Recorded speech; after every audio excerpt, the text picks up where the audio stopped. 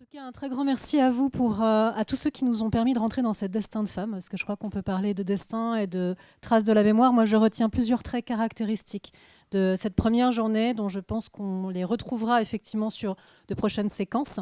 Parmi ces différents traits, on a parlé beaucoup de génération. Donc je pense que c'est un des axes sur lesquels nous allons pouvoir aussi travailler à l'avenir, cette notion de transmission entre générations et de traits caractéristiques. Le second axe a effectivement ces notions de sociabilité féminine qui ont, je crois, été beaucoup mises en évidence durant ces différentes communications de l'après-midi et qui forment un sujet à part entière, peut-être à cartographier aussi. On parlait des différents terrains, de manière à effectivement vérifier comment les unes et les autres ont pu se renvoyer des accès lors de ces terrains et de ces accès au terrain. La multiplicité des terrains, c'est vrai qu'on a évoqué. Pour moi, les terrains sont multiples par essence.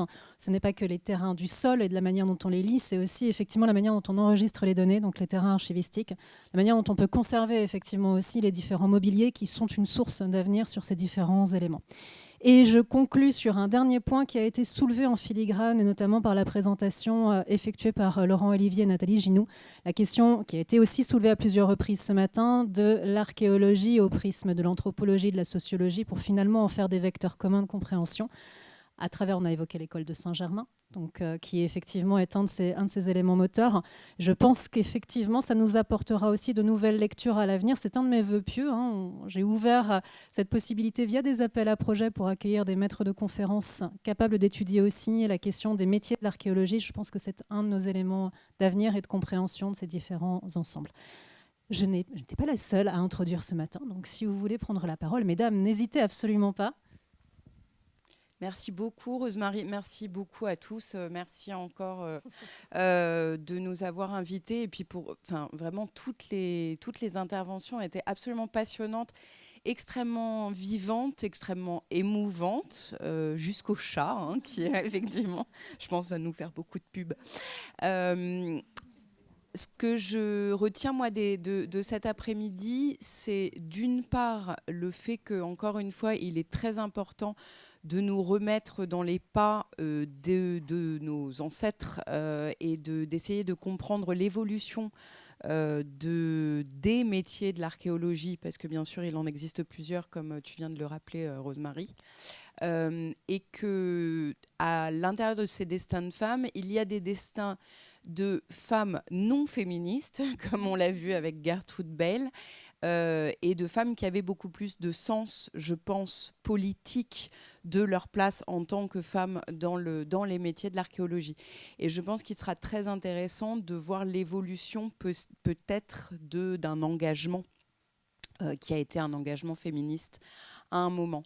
Et ce que je retiens aussi, c'est cette solidarité entre les différentes chercheuses, et que c'est cette solidarité qui amène à en fait que ces destins deviennent puissants. En fait, les femmes comme Gertrude Bell qui n'ont pas embrassé leur féminité, ou même comme Jane de la Foix, qui n'ont pas embrassé le fait qu'elles étaient des femmes et ont voulu acquérir le destin des hommes, ont peut-être ralenti l'introduction de la place des femmes dans l'archéologie. Donc ce sera peut-être quelque chose à étudier. Peut-être que c'est juste une hypothèse, mais peut-être que, peut-être que c'est vrai. Alors moi, je vais avoir le mot de la fin du consensus, forcément. Non, mais forcément, parce qu'on a abordé énormément de choses. Je pense que travailler aussi sur les sujets, on y revient toujours.